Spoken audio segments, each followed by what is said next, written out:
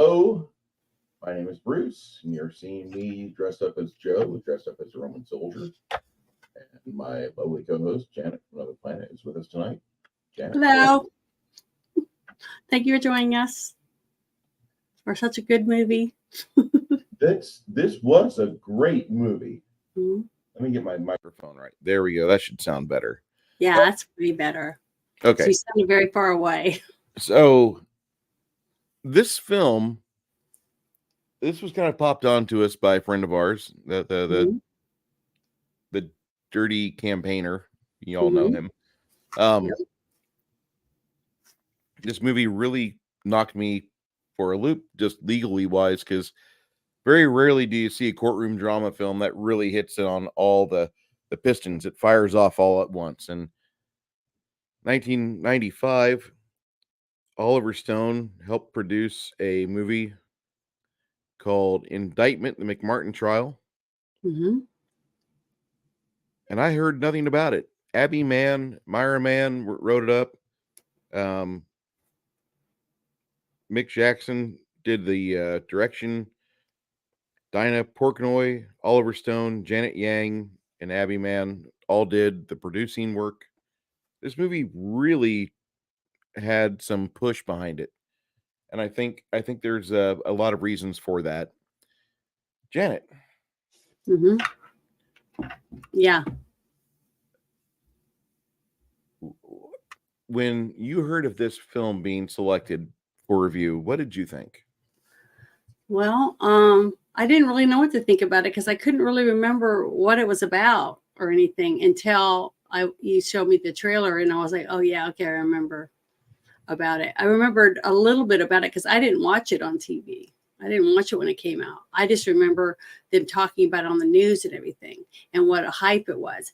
And I remember when I first heard about it, I kind of reacted a little bit like his wife did in the character's wife, Nicolette Sheridan or whatever her name is, the actress. Yep. Of how horrible and terrible this was, that these children were assaulted, in a daycare, and, I felt sorry for the parents and stuff. It wasn't until I started hearing all the rumors about the sacrifice animals at the church and then different things like that. And I was like, this sounds too crazy. And that's when I started looking into it, and I started reading about all the things the kids were saying, and there was no proof of it, that they were taking them places that there was no proof. Nobody saw them. They didn't have any vehicles. And then I heard one person say, I can't remember if it was a cousin or whatever, that they saw on the news that some of the kids were saying that he assaulted them when he wasn't even at the school. So that's when I said that somebody's putting up to that woman, whatever her name is again, the one that the counselor lady was putting ideas in these kids' head, because when hundreds of kids are showing up, all supposedly being abused at all these different, it wasn't just this place. Remember, kids were starting to say they were abused at other daycares, and they were shutting them down left and right. So people didn't have someone to watch their kids. Were you talking about Lael Rubin, the prosecutor? The Los Angeles District Attorney, excuse me? No. The lady that used the puppets with the naked bodies with the hair and everything on them, that I thought was inappropriate when I found out about that. I didn't realize that until I saw it in the movie, that that's what she was doing. But they did really good about trying to stay, true to the actual events that was going on. To me, that was everything was put into those kids' minds. And what's sad is all those children that were affected by that woman showing him and telling him things that they never would have ever known about until they were older, more appropriate aged, if that lady hadn't been involved in this. And that's one of the reasons why I was really affected by this. I got very upset about it because recently I had a family member that was actually assaulted. And when you put things like this in children's heads, they say things because they don't understand the importance of what's behind what they're saying. And then it hurts real victims and it hurts real people. Just like what we talked about that a couple weeks ago about the whole thing about what's coming out with the Epstein stuff, right? and the Gazelle, or whatever her name is, Ghislaine Maxwell trial, and the transcripts that came out, and everyone was talking about it. And I said, well, you can't go off half cocked and attack people and say all these things about people just because their name happened to be on a flight log, because that doesn't mean they did anything. You see, and innocent people are going to be hurt. Like I've seen it many, many times where people lie, like that one lady that was a stripper and went to that sorority place with the 5 guys. They were lacrosse players or something. Lacrosse, and it was proven later that it was all lies, and they all got kicked out of college and ruined their lives, all because of her lies about people. It was horrible for people to do that. And if you go out half-cocked and you beat up some guy because somebody said they were a child molester, and then you find out later that they had nothing to do with any of it, but that person's life has changed forever, and so is all the kids that are involved, being told to say things or made to feel like they have to say things that are lies, and give them images in their brains of horrible things that they shouldn't even know about at their young age. And to me, all that, it's awful. I just think it's terrible. And that's what all of this, watching this and seeing it unfold, the tragedy that all these people went through, and they spent $15 million on this trial. It took 7 years and not one conviction for anything, because there was nothing. And they lost everything.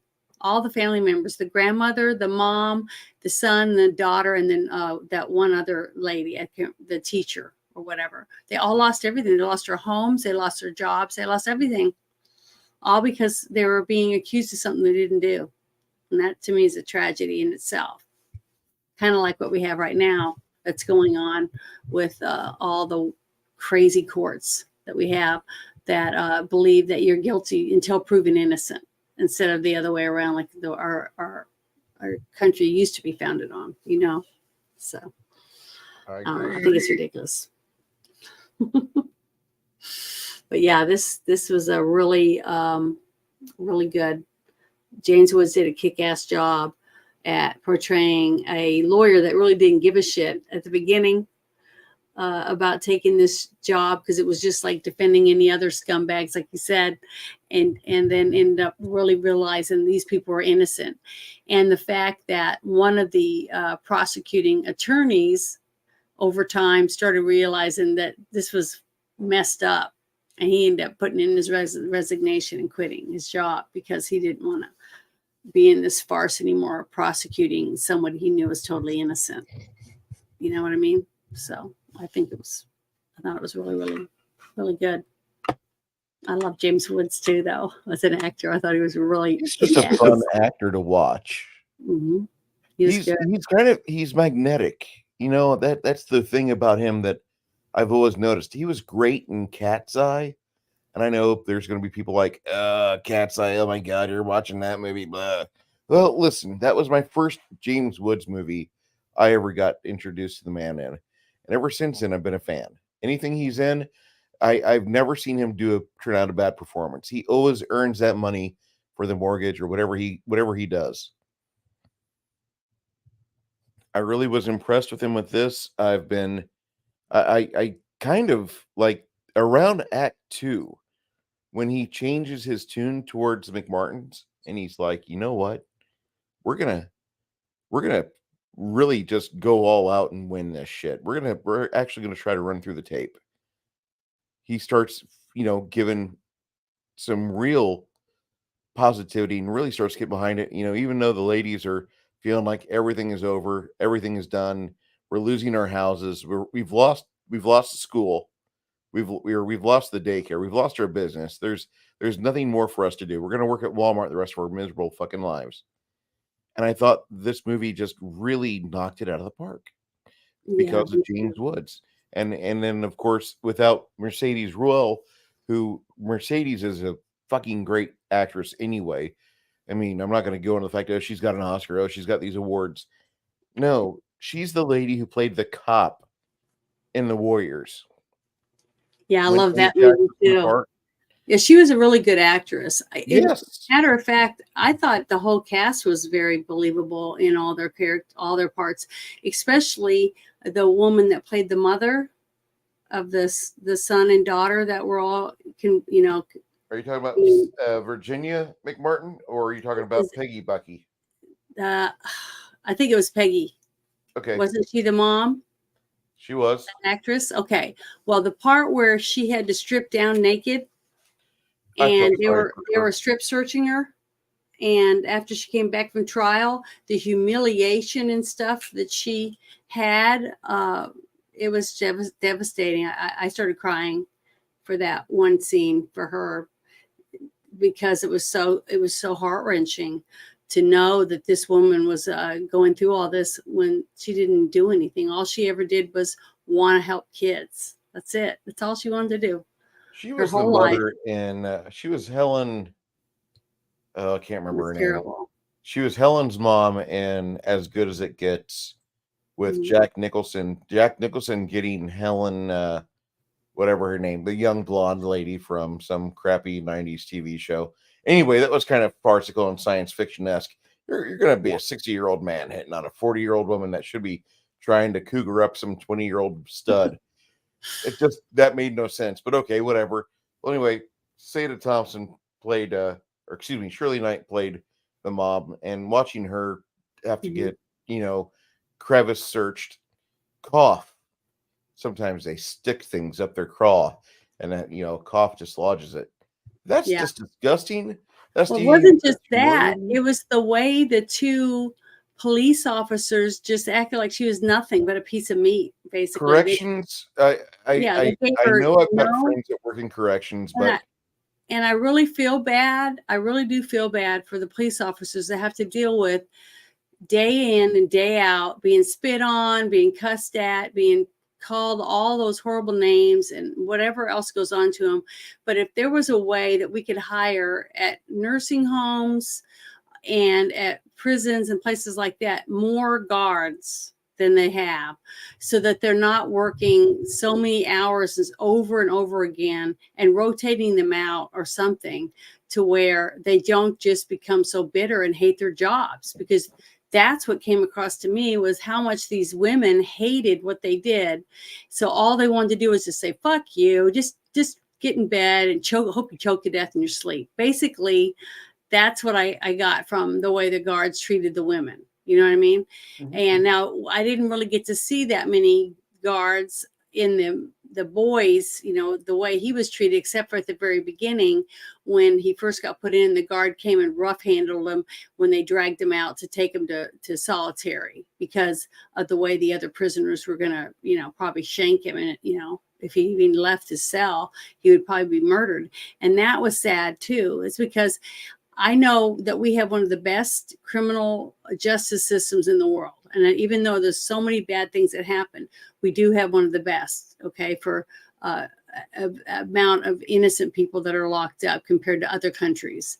But we still do have innocent people that are put in jail and in prison. And their safety, it doesn't matter whether Ted Bundy, and I hate Ted Bundy, I'm glad he finally ended up getting the death penalty, but the fact that even one person that's in prison that's killed while they're waiting for their appeal or whatever else, or beat up or crippled or whatever, is wrong. Okay, because we all deserve justice. We all deserve fair trials. That's, like I said, in 2 days, I'm going to go and I'm going to probably serve my first time ever jury duty. And I want to do a good job, because I want to make sure that it's fair, that whoever I'm on a jury for knows that I'm going to do the best I can to sort through the evidence. And if I don't think that this person's guilty and the evidence is not strong enough, I can go to bed at night knowing that I tried to do the right thing for that person. Whether anyone else likes me or not, I don't care. I want someone to do the same thing for me if I'm ever accused of anything. And that's why I just thought that the details that they went through with the jury, with the judge, the media, I mean, everything, I thought they did a really good job on this movie to make you feel like you were involved, you were immersed into all of it and how it works, to be able to see what these people went through. Did you feel that way? I've only served I'll on try jury not to duty talk so once. much. I was on jury duty once, many years ago, Mhm. and I didn't like it because they gave us a case that it was so clear cut. Like we basically made up our minds the first day, and then we went and got to talk about it,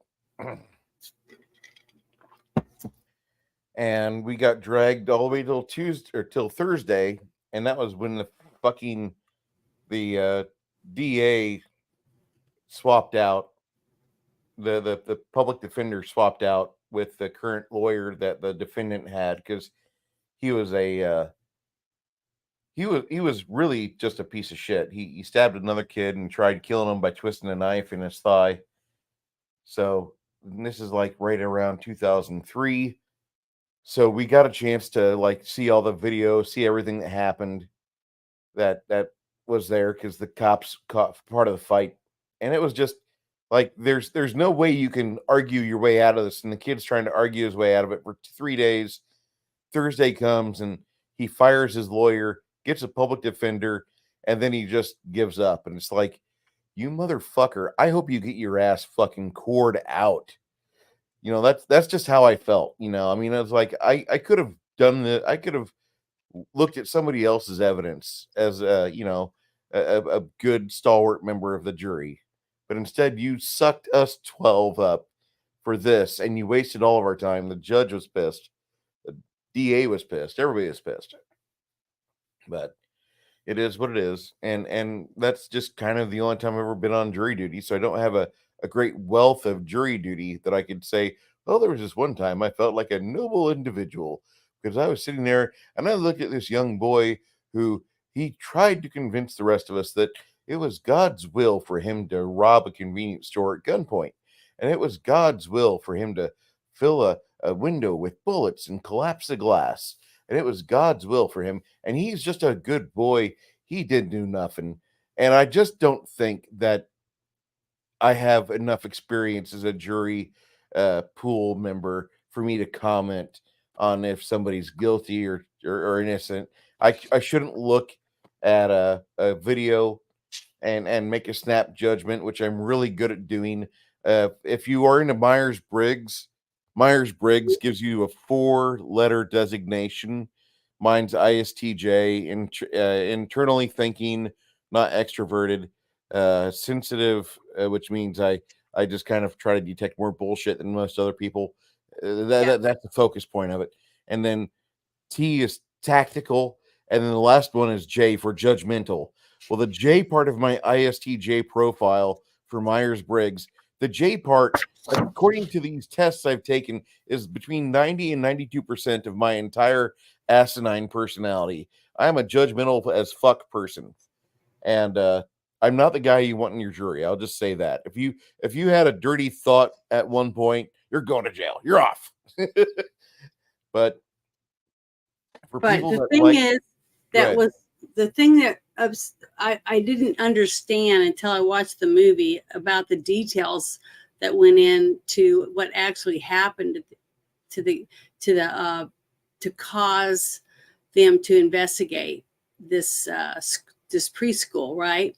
Yeah, but And it was it a felt like the woman. entire machine was against the preschool. Did you get the feeling of that? Yeah, they tried to burn it down twice.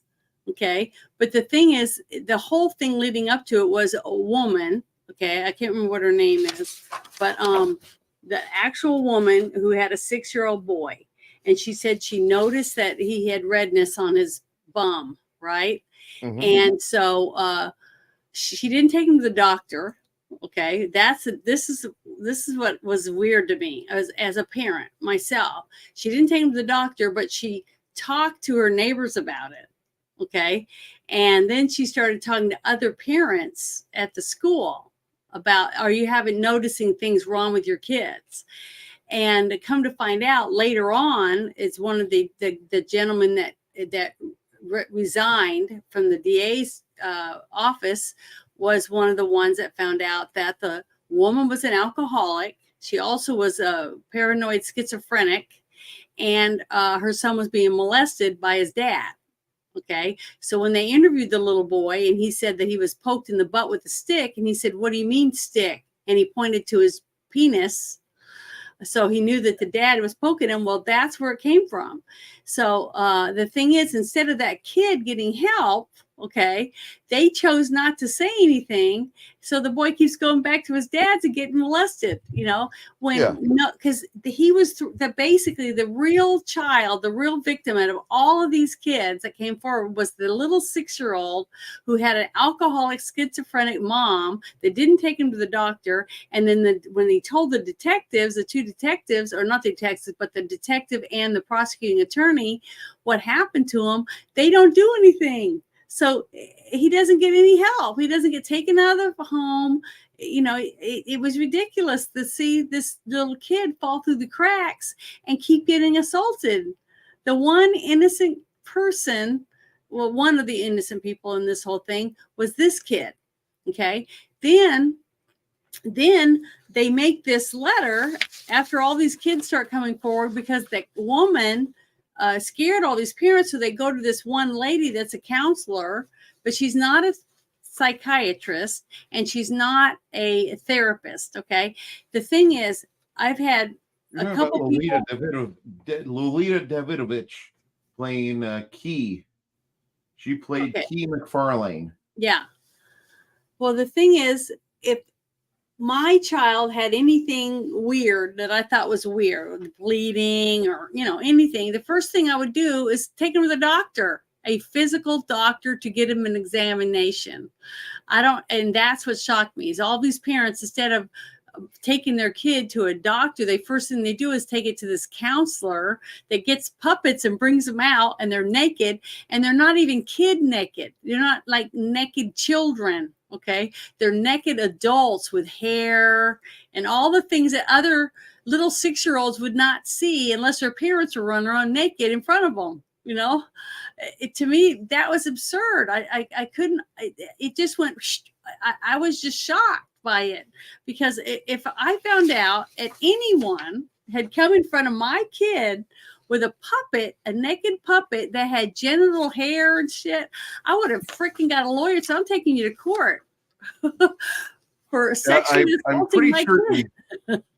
I'm pretty certain that's the reaction, because when they bring the kid out and then they say, "We're going to play with these dolls. Look, this one's got a vagina.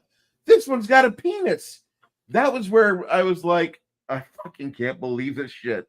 Like, I have kids, and I didn't call it a penis. I call it a wee-wee, and I called it a coochie. A coochie was for the girl, because if my daughter came up to me in the store and says, "Mom, my coochie hurts," I wouldn't know what she meant, and I wouldn't be embarrassed about everybody around me thinking that I'm telling my kids or I'm teaching my kids pornographic words for a 6-year-old kid. I mean, I don't know. Maybe I'm a bad parent, but I can tell you right now, that was ridiculous. But I wanted to read, if you don't mind, after all this happened in real life and in the movie, the district attorney's office decided to print out letters, since there was hundreds now. There was hundreds of kids, like 300, 400 kids that had went to this lady, and she's videotaping all these interviews proving that they were molested, because she's using these naked dolls with a grown-up penises and grown-up boobies with nipples and everything, and she's showing them to 6 and 7-year-old kids, some of them 5, because most of them were preschool age. So they used older kids in the movie, but because they didn't want them saying some of the words that they use in some of the suggestive stuff that they were putting these children on the stand to say, right, for the TV movie. But most of it was a preschool. Okay. So these kids were 5 and under, basically 4 or 5-year-old, maybe some 3-year-olds. Okay. That's why when they were asking them all these questions, they were saying, the rabbit got their ears cut off, and they did this, and they made us drink blood, and, they killed this baby and cut its head open and made us eat the blood from the brain. Remember? This was all some of the stuff that was said. But this is the letter. This is the actual printout. I printed the letter out that they actually sent to all these parents. Okay. And then when this letter comes to your house and you read it, the first thing you're going to think is that your child was assaulted. Okay. Because you're going to think the worst, especially if your kid was playing a video game or hanging out with their friends and they watched a movie and it had zombies in it. And they went to the graveyard and they saw the couple making out. I mean, they're all this stuff is in their head now as a 6-year-old because mom and dad's asking them these questions from this letter. I want to read it. Is it going to get you in trouble if I read some of this stuff? Bruce? Yeah, Janet? Is it going to get you in trouble if I read you some of the stuff that I talked about last night in the letter? Sorry, I had to turn on my mic. Go ahead. Is this going to get you in trouble if I read from this letter? No, I Okay, thought you heard me the first time, but I'll read it on my channel, but I don't have a problem. I have a problem if it's going to hurt your channel. This is the actual letter. September 8th, 1983. Dear parent, this department is conducting a criminal investigation involving child molestation. Ray Buckley, an employee of Virginia McMartin's preschool, was arrested September 7th, 1983 by this department. The following procedure is obviously an unpleasant one, but to protect the rights of your children as well as the rights of the accused, this inquiry is necessary for complete investigation. Records indicate that your child has been or is currently a student at this preschool. We are asking your assistance in the continuing investigation. Please question your child to see if he or she has been a witness to any crime or if he or she has been a victim. Our investigation indicates that possible criminal acts include. Now, this is what they got to ask their kids. So you're wondering why some of these kids are saying some of the stuff they say up on the stand when they're interviewed. Oral sex, fondling of genitals, buttocks or chest area, and sodomy possibly committed under the pretense of taking the child's temperature. Also, photos may have been taken of children without their clothing. Any information from your child regarding having ever observed Ray Buckley to leave a classroom alone with a child during any nap period, or if they have ever observed Ray Buckley tie up a child is important. Please complete the enclosed information form and return it to this department in the enclosed stamped return envelope as soon as possible. We will contact you if the circumstances dictate the same.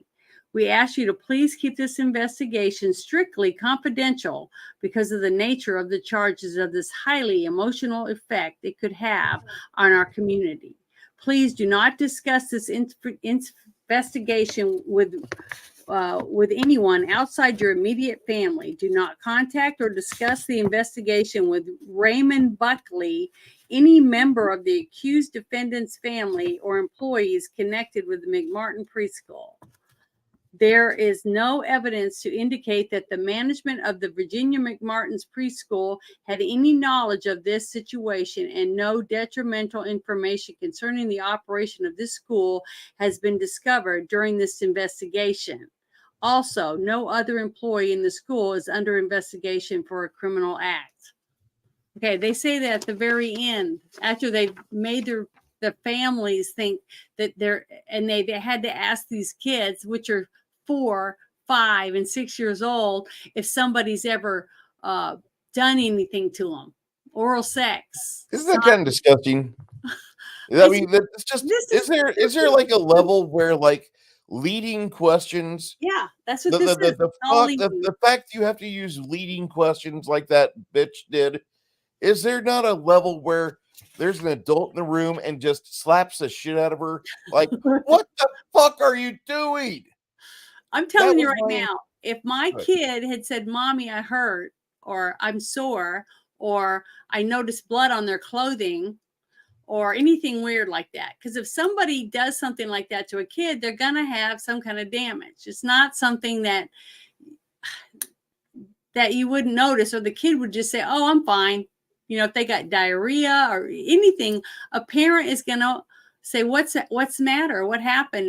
Did you fall at school? You know, you're going to ask some questions. You're going to notice something. If you have any relationship with your kid, and if they're 4, 5, or 6, I'm sure you're like, you're very hands-on. That's your kid. You bathe them, you brush their teeth, you brush their hair, you wash their clothes, you change your sheets on their bed. I mean, I feel so bad for all these parents that are freaking out thinking that some freaking psycho is performing rituals and like that one kid that said puss, their penis, their puss, and this, that, and the other. And then he said there were people wearing black robes with ropes tied around the waists. And then they went into a church, which was the church and the pastor, and everybody said nobody came to this church. There was no rituals performed here. We have people here all the time, blah, blah, blah. And they couldn't find any evidence. And that's exactly what it said at the bottom of this letter. It said that there was nothing been found. And then they went and looked at the building, the defense attorney, and said, look at the windows. They're wide open. There's no curtains. And it's wide open to the street. And there's no closets. Because remember, some of the kids said they were locked in closets and not allowed to come out and stuff like that. And that some of the stuff happened to them while they were in the closet locked up. You know, I don't know. To me, it was blatant that if anybody did any type of investigation, they would have found that there was nothing. You know, that there was, if the one mother would have taken her kid to the doctor and they had physical proof to prove that the child was molested, then they would have really done an investigation, because a real child psychologist would have been brought in because the child was actually assaulted, right? I mean, to me, this whole thing was ridiculous that this happened simply because nobody did anything to help a real child that was assaulted by his own dad, you know. And it's just the whole thing is disgusting. They didn't give a shit I about was that. crying. I started crying when we were talking about this because it was heartbreaking. This whole thing was heartbreaking. How many hundreds of children were assaulted during this, because that woman assaulted all of them. They were no longer children anymore after they went through this. They didn't think like normal kids anymore because of what happened to them, because of that woman. The interviews that she performed on them, forcing them to, that one kid, out of all those videotapes that the defense attorney watched, and it had that girl going, no, no, no, no, no. The one defiant little girl saying none of that happened to her. And the lady was still telling her, well, then you're the stupid one, because you're the only one out of all those kids. See, she made them say these things. And that woman still has a job. She From still what has a that job. said at the end of the movie. There was no libel lawsuits. Nobody got sued for libel afterwards. Nothing. Nobody had any lawsuits of defamation of character afterwards. This family's ruined. There's no way they could go in their community and have a business, because nobody would go there. Oh, you know what they say about them? They fucking defended themselves in court up against one of the most offensive and yet aggressive legal minds in Los Angeles, and they won. But nobody wants to focus on that. Yeah, it just broke my heart, because in my own family, one of my own family members was groomed and assaulted. Okay, and that should never go under the rug. That shouldn't be pushed away and pretend that it didn't happen. And that child should get recognition for the fact of what happened to them. And then the person who did it, it took years, but this person finally pled guilty because they knew they were going to get fried because there was so much evidence, because the parents listened, people believed and listened, and they gathered the evidence they needed. And then other people came forward that were also groped and grabbed and assaulted by this person, right? And once they did that, because everything was handled right by the police, by the doctors that were involved, and by the DA's office, they listened and they cared, okay? And then other family members stepped up to try to show that, you know, this person needs to be treated the way they deserve to be treated, and it means go to prison. So things went the way they should have, but we were lucky because we actually had all the people involved working for the justice to be done, which is never justice. Once a child is damaged, in any way, you've taken that child's life away. Basically, that child's no longer ever going to be a child. Okay, how do you repay anyone for that? How do you ever get justice for taking a childhood away from someone? You know, there is no justice to me. Even taking that person and putting them in the gallows and they've never seen again, or they're buried out 6 feet under, it still doesn't give back that child their life, right? It doesn't. But it stops that person from assaulting anyone else and doing the same damage to another person. That's all it does. That's all it does. But if we screw up like these people did with hundreds of kids, and the one child that didn't get treated the way they deserved to be treated, all because it became a media circus, you know. And right now, where we are right now in our country with the Smith-Mundt Act, okay, that Obama signed, the media can say and do whatever they want and no repercussions. We can't sue them for lying to us or hyping us up, getting us all, freaking out over something. We can't do anything. We have no recourse. So we live in that now. That's all that crazy stuff we saw from the 80s and early 90s is now real, and the media can do it, and there's nothing we can do about it. So think about that, because that's where we are today in 2024. We have no repercussions against the media, and the media is the virus. Hope that doesn't get you too much trouble. I couldn't help. I had to say it.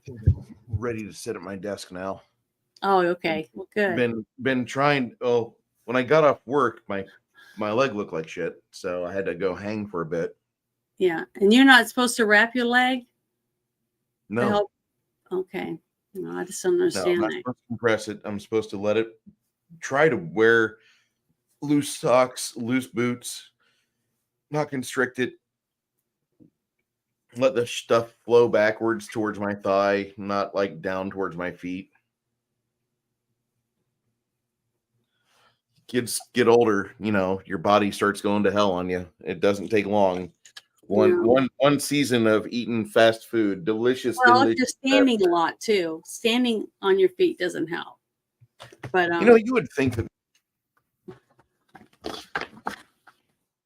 Think what?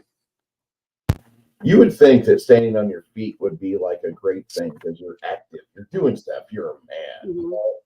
I stand on my feet all fucking day, or I'm sitting in the driver's seat, pressing on the accelerator. All it does is destroy my body more. This is not good. I was surprised at the start of the film, you know, where it shows like, you know, the doll scene in the room, and the lady's searching for a way to, how do I get this kid to say, yeah, they touched me, you know? And then as everything's going on, you realize just what type of media juggernaut, you know, they're going to be found guilty in the court of public opinion. If not a real court, it'll be the court of social justice. So, but in the court of social justice that we have now, you have, well, what is it? What is all the social companies that got Parler taken down because they didn't agree with how Parler ran and what people were saying on Parler?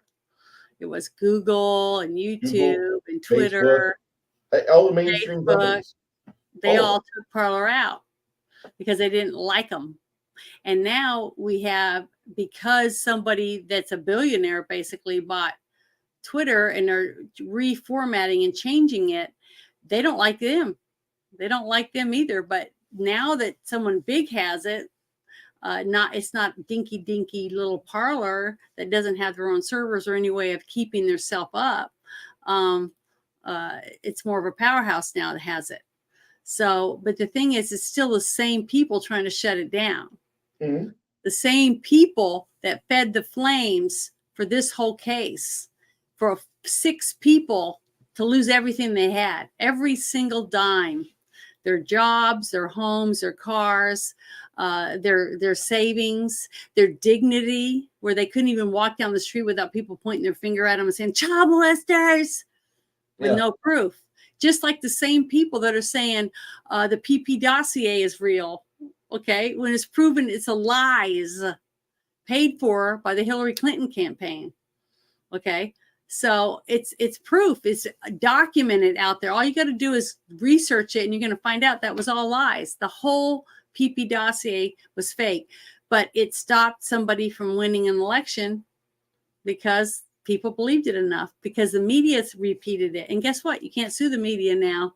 So if they were to pick you out of a crowd and say, we don't like you, we don't like what you have to say, and they pick on you and they constantly talk about you every night on the news, and you lose your job, then you lose your house, your kids are taken from you because you can no longer provide for them in a safe environment.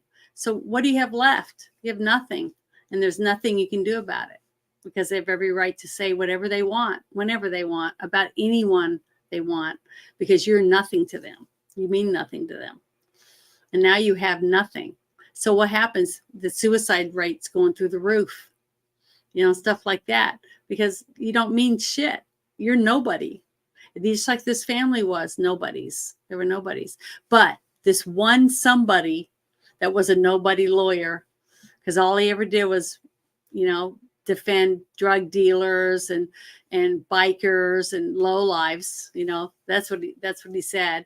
And he finally got a case where he realized that justice does mean something. I can help these people.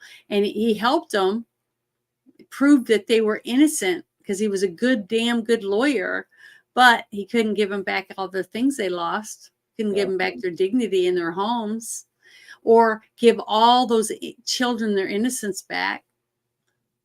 It's sad, isn't it? It is. Think about it. It just breaks my heart. And I was crying, because it was heartbreaking. It's still heartbreaking to think about all those children, because I love kids, and I wish kids, I'm going to get emotional thinking about it right now. All the children that can't be kids anymore because a selfish pig took it upon themselves to take their innocence from them. And then when you have an innocent person that didn't do anything to a kid, they're crucified because of it. Why is that? Why do we live in a world where they put the criminals up on a pedestal and they take the children's innocence away and throw them in the trash like they're nothing? What kind of planet do we live on when that is more important? I don't understand. I just don't understand. I'm just some naive dum-dum that believes that children should have the right to be a kid until they're no longer a kid, because they made a decision to have their first kiss, because they let their lives choose when they're no longer innocent, instead of someone forcing it upon them. I just think that's wrong, and it breaks my heart. Sorry. Good. I mean, I do want to say that while Janet's off cam for a moment, I don't want to get like a bunch of sympathy clicks, although I would appreciate it if you guys appreciate Janet for all the things that she provides, not just the heartfelt responses where she turns into a blubbering mess. Like, I'm sorry. When I see a dog in pain, when I see a dog getting beat, like that's when I cry. So it's understandable. I cry for that too. It's sad. That's the thing. Hopefully sooner, just like Travis J says. Can you remember the lines that the grandmother said at the end when they were pushing her out on the pier? On the dock? Yeah. She said something about that all of this happened, and she said it's terrible about what God let this happen to us. Okay, the granddaughter. And then the grandmother said, it wasn't God. People did this. People have free will. They chose to do this to us because they rather watch television than believe in God. I thought that was a very moving line in the movie. And I just wish more people, even if they don't want to be religious, if they don't want to believe in God, why can't they believe in kids? Believe in humanity, believe in the rights of a person. Everybody says they want freedom. They want to be able to live their lives. I don't care if a guy wants to sit and jack off watching porn, eating Cheetos, or whatever. If he's an adult and he wants to watch porn, he should have every right to do that in the privacy of his home. But when you bring it out, you're getting picked off, and but when you bring it out in the streets and you make other people see you doing it, that's wrong. See, that's when it's wrong. It's when you force it on others. It's wrong. That means your freedoms are now infringing on my freedoms and that person's freedoms. And it shouldn't be that way. We shouldn't have to be forced to live another person's life simply because that's what they want. I want a lot of things. I want to be rich. I want to be, look like Bo Derek, and I want to have lots of things. But I understand that I don't have that. And if I want to be in shape, I have to go to the gym. I have to work out. I have to lift weights. I have to eat different food. I have to do a lot of things if I want certain things in my life. And if I want money, I have to get a job. I have to get paid, I just don't understand it. I just don't understand the mentality of people that say they want one thing, but they don't want it for anyone else. They just want it for just themselves. And I just don't know how we became such a self-centered, selfish country or a world, basically. It's around the world, because this kind of stuff that happens to kids happens around the world. It's not just in our country, even though the United States of America is the #1 country in the world for child trafficking. And it's not just trafficking for sex. They traffic them for slave labor and, to sell to the highest bidder because somebody wants a baby or a child because they can't have children or whatever. It's just, it's heartbreaking to know that I live in a country that allows this kind of shit. It's just not right. It's not right. And, I have 4 sisters, and I thank God every day that I had parents that loved us, that wanted us to be home at night, that disciplined us when we snuck out or did things that we shouldn't, because they cared about us. They cared about whether we grew up one day and became parents of our own, on our own, because we grew up and we got to be kids. I got to do dumbass shit as a kid. I didn't have anyone come and force something upon me before I was ready, before I put myself in a situation where, things can happen. But I was old enough to understand what I was doing. Even though I was dumb and naive, I was old enough to understand when things happened, why they were happening. Like somebody handing me a cigarette the first time I smoked a cigarette. I wasn't 6. You see what I mean?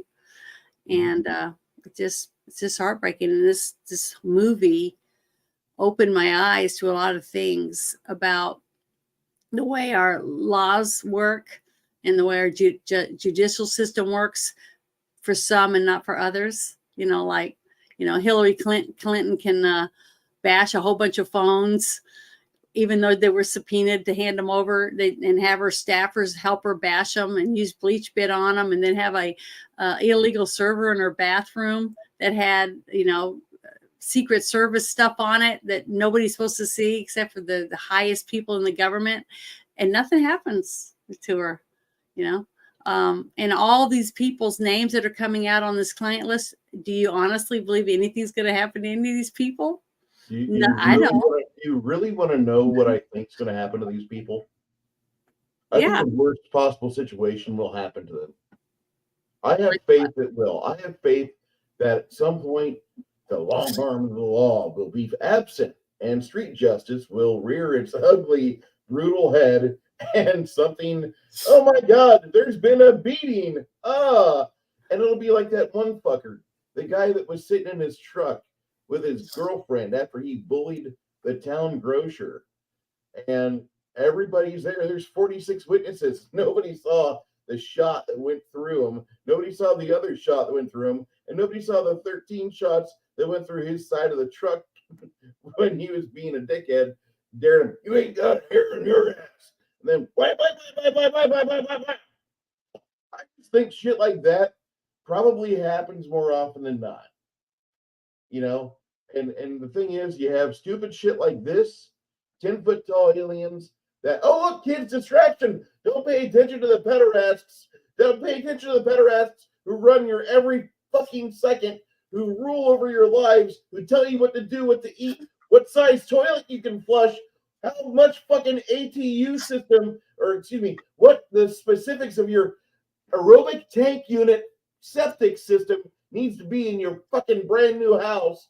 It cost you $45,000 extra fucking dollars. You know? No. It's bullshit. Well, the thing is, Bruce, is that when you and your wife go somewhere, you don't have bodyguards, right? You have to go on your own. You have to go down the street, go shopping, just like the person next door to you and the people down the street. We all have to do it alone. We have to do it by ourselves. Like when I walking out to my car at night after I went shopping, I got my keys between my fingers so that if somebody tries to grab me, I can stab them in the throat. And I have to look under my car when I walk up to it to make sure that someone's not hiding under there, you know, because they're going to grab me by my ankles and knock me to the ground, punch me out or whatever, steal my car or kill me, take me somewhere and kill me. I don't know what's going to happen to me. But the thing is that I don't have anyone.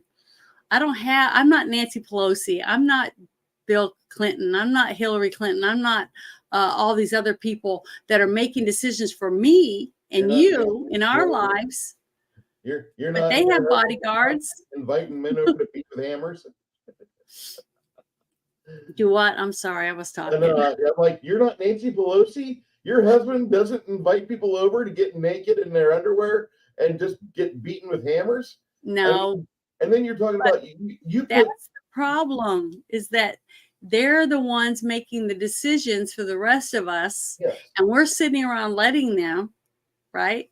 All these crooked judges, all these crooked people that are involved in city councils and all this stuff, making all these crappy laws that you can't have a gun to defend yourself in your home, or for me to have a gun in my purse. So if I'm walking to my car and someone's getting assaulted, that I can protect myself.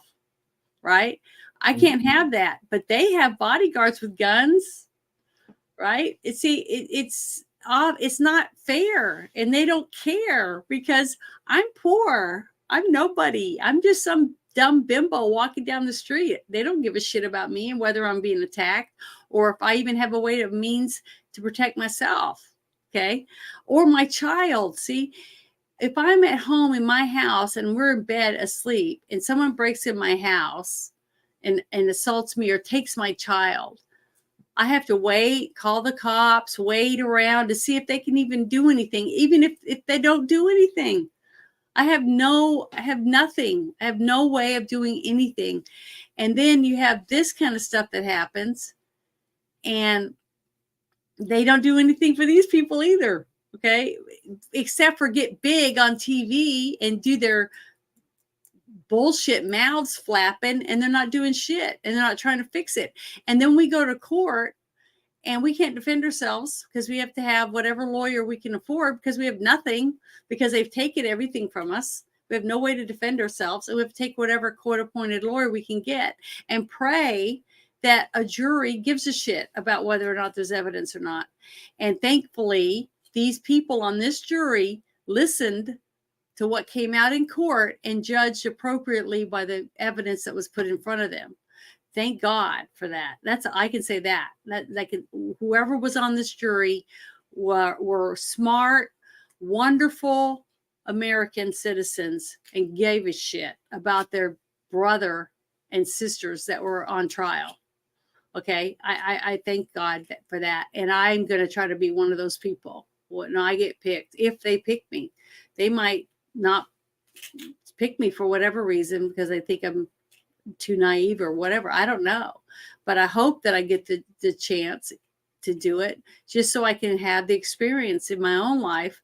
And maybe one day, if I'm ever accused of doing something, I'll have a good person that's on my jury, at least the one person to have a hung jury to save me from whatever. And I hope that I'm able to help someone, especially if they're innocent, because I don't want to see an innocent person ever be put to death or put in prison for a crime they didn't commit.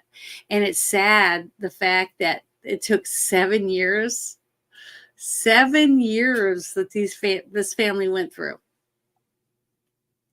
for something they didn't do. And facts proved they didn't do anything. It was the media hype that crucified, and that woman, and the one woman, I blame her for all of it. Now, I do blame a little bit on the district attorney's office, right? Because politics gets involved. It's an election year. Got to have all this hype, make us look good in court. Got to crucify these child molesters, and with no proof. And it wasn't until what, 2 years in, 2.5 years in, 3 years in, when the district attorney's going, well, what evidence do we have? What do we have? Do we have a good chance of winning? They're like, no. What do you mean? He was so far out left field, goofing off, doing whatever, not doing his job, that this big of a case is out there. He doesn't even make sure that one letter that the woman wrote at the very beginning about what happened to her kid, and that defense attorney never even saw it. See, all that stuff's so important that you get, like, look what's going on with January 6th. Okay. Look at all the evidence that our January 6th people didn't get. They didn't get to see all the videos. If you made a video in Washington, D.C. on January 6th, 2020 or 2021, expect at some point, and our friend Drew, love you, Drew, I really do. I want you to get better, but you're gonna get hauled off, because apparently they want all of you. That'll be the first internment camp.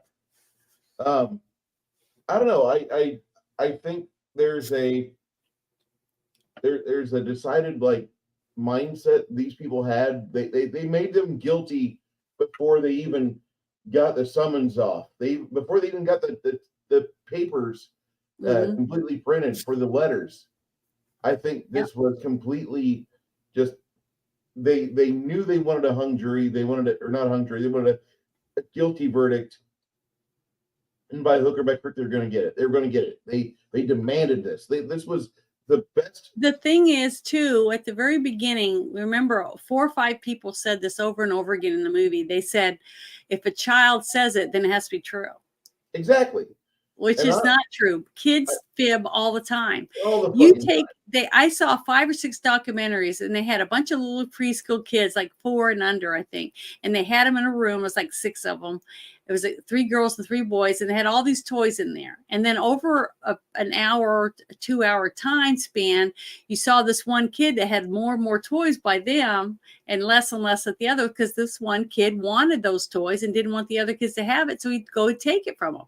Mm-hmm. So even at that young of an age, children show dominance over other kids by intimidation or whatever it is, pushing them, shoving them, and just taking something that they want. Because kids are selfish. They're hungry. They go get the food. They go take the cookie. If they want something, they're going to get it, and that's normal. That's a normal child will do that. But when you have siblings, a child slowly learns that, you can't, mommy's not going to let you just take whatever you want from your sibling. You can't push your brother or your sister down, right? But if the parent doesn't intervene, that's how we get bullies. It's cool. They get away with it. What are you trying to show us? Oh, I'm just celebrating the fact that Steamboat Willie is now public domain. So now we have these wonderful and amazing pieces of art known as memes. Mm-hmm. And Willie's there. I was always willing to be reasonable until I had to be reasonable. And you see he's driving a tank, the killdozer. Oh, a killdozer. Okay. Yeah.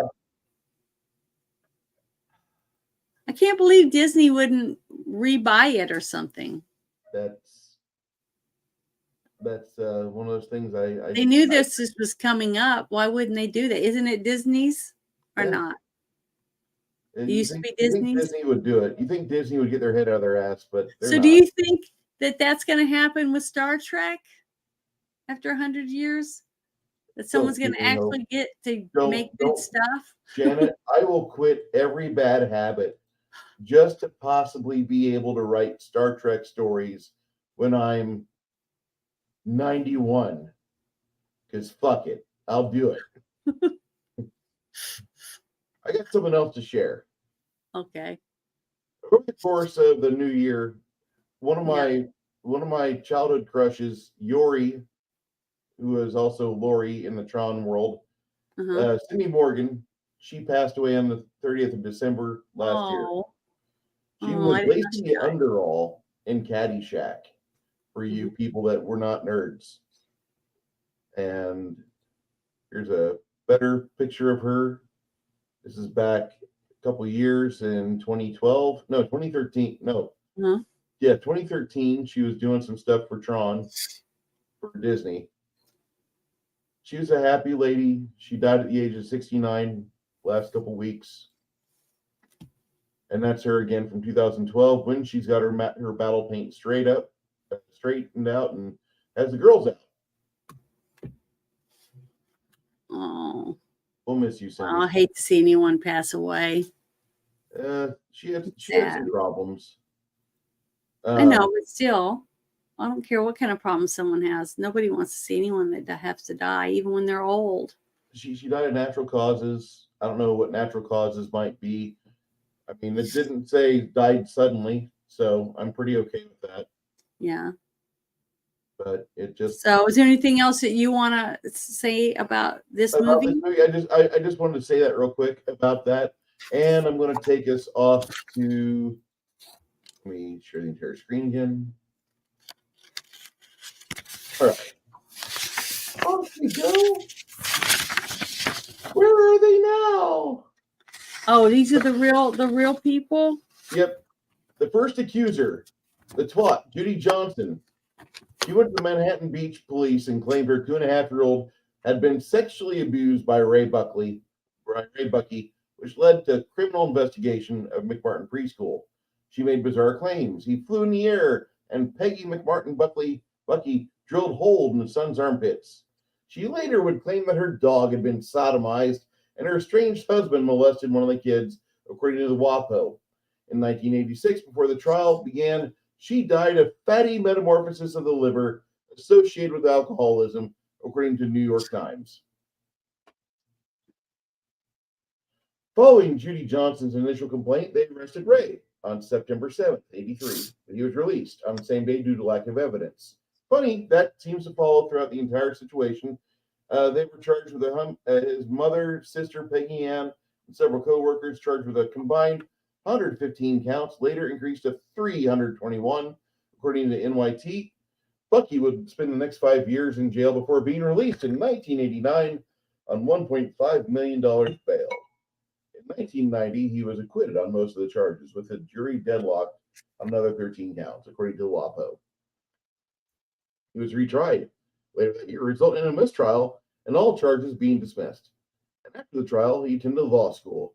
He changed his name and relocated to the Northwest, where he lives with his wife and son, according to Uncovered McMartin Family Trials, premiering Saturday, July 27th, 2023, on Oxygen. All right. Virginia, at the age of 49, she opened a preschool, and that was in 1956. So she got really popular within the local community. Following the reports of sexual abuse at the school 3 decades later, she gets arrested, and they were dropped after the DA determined there was insufficient evidence to prove her guilty beyond a reasonable doubt, according to LA Times. She and the granddaughter successfully sued the parent of one child for slander. The plaintiffs were only awarded $1 each, according to Los Angeles Times. Mrs. McMartin died in 1995 at 88 after suffering a series of strokes, according to the NYT. Before the arrest, Peggy Martin Bucky, Virginia's daughter, was the main administrator of McMartin Preschool. She was indicted in March 1984 and remained in custody for 2 years. She was then released on almost $300,000 bail, according to WAPO. Did they get that money back? Nope. I wonder why. In 1990, she was found not guilty. I've gone through hell, now I've lost it all, according to the WAPO. In December 2000, she died at the age of 74.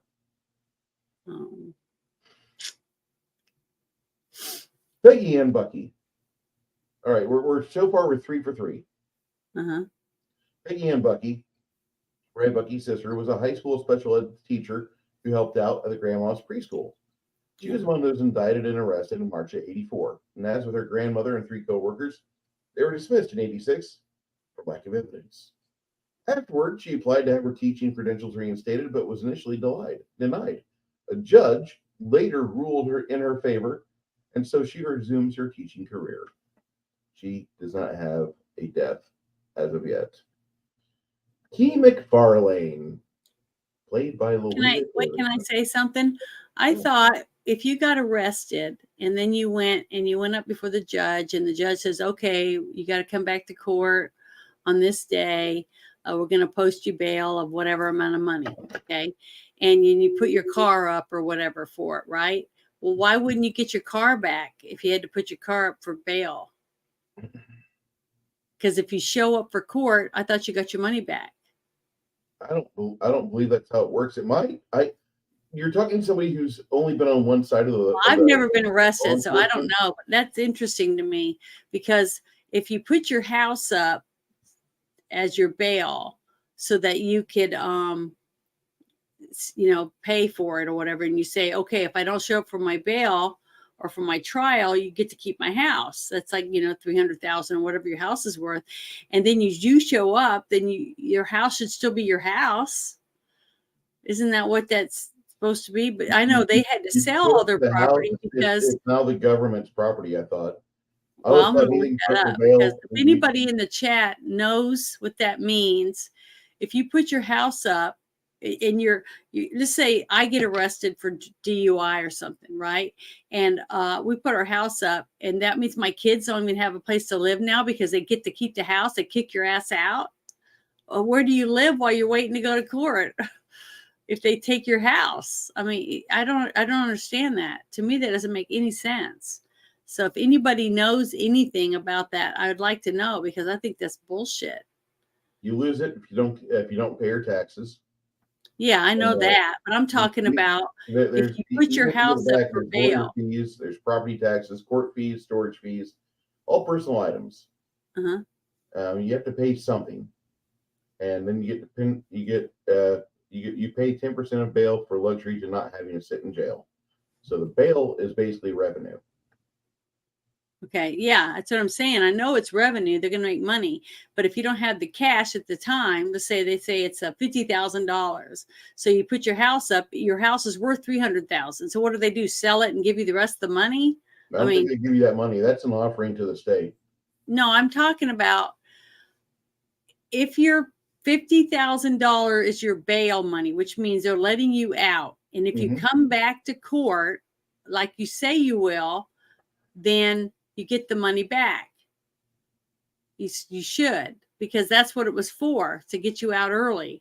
If that's a fact, if this is true, then I will just sit my ass in jail because I can't afford to pay bail. That's even if it's $50. I'm not even going to give them $50 I'm not going to get my money back. I'll just sit my ass in jail. That's kind of where I will sit my ass in jail if I'm arrested. Yeah, so, I'm going to have to too because I don't have that kind of money. I don't even have $50. So. Oh, I got paid? No, my bills got paid. I'm now broke again. Yeah, see, it's ridiculous. I think that's wrong. So, I don't think that's true. I want to find out if you put your house up for bail that they can't keep your house. I just don't. That doesn't make any sense. This lady. So what are you looking up now? Lolita Davidovich. She's the one who played Keith. Oh, she was the one who did the puppets. And then she's also in one of my favorite movies, which they do not have here. This is a Crime. It's the best movie that she's ever been in. Well, what's it? Dark Blue. Oh, and the fact that James Woods got to be married to, what was her name? Nicolette Sheridan. Yeah, not a bad deal. Yeah, but I didn't see him do anything. They didn't get to make out and stuff. Much was not wanting to be involved with that. We'll be watching this movie sometime this year. This is too good of a movie for me. I haven't seen that. Oh, you will. I haven't seen Dark Blue. Never heard of it. Sorry. It's a Kurt Russell movie. I like Kurt Russell. That's why I can't believe I hadn't seen it. Never heard of it. So anyway, this lady, the puppet lady, Mhm. McFarlane's findings and techniques were criticized later on as her relationship with reporter Wayne Satz. That was really classy, who extensively covered the McMartin preschool story for Los Angeles KABC, according to the AP. Following the Bucky's acquittals, McFarlane claimed she was naive and never having been part of a case like this. But she Mhm. stood by her findings. Her controversial techniques have inspired new protocols in child psychology. Maybe, not having fucking leading questions be your primary weapon in getting the kids to indict somebody who possibly has done something wrong. Yep. Astrid Heger, the pediatrician who medically examined and photographed the kids involved in the investigation, Astrid testified she found physical evidence of molestation in 10 of the 13 alleged victims, according to the Los Angeles Times. Oh, so they did Yep. get it physical. Was They it did. after they were interviewed? Probably after the interviews. This Okay. is something that the movie didn't. They only have so much time in a movie to do this stuff. Yeah. You bring in a physician and do exams, and there's another 15 minutes, which you don't really have time for. Even though this isn't at a movie house, it's on HBO, and HBO only has 24 hours a day. Well, the thing is that we didn't talk about was the one child that testified in court, which really happened, where he handed them the pictures of the 5 people with numbers under them. Remember that? Mm-hmm. And he said, I want you to circle whoever in this thing that you see on these photographs that was involved when they took you to the cemetery and made you dig up bodies. Remember that one kid who said that? Yeah. So he circled Chuck Norris. The actor Chuck Norris's picture was on there, and he was named in this case.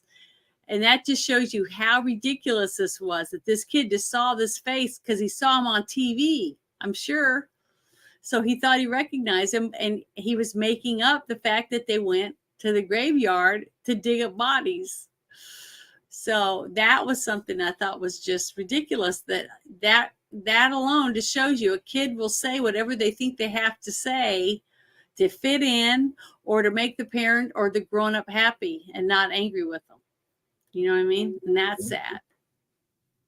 So that was what Astrid did is she's a professor of pediatrics at the U of Southern California.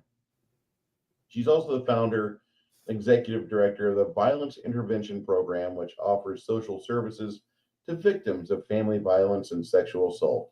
The photographic method she developed has been successfully used in hundreds of molestation cases. Yep.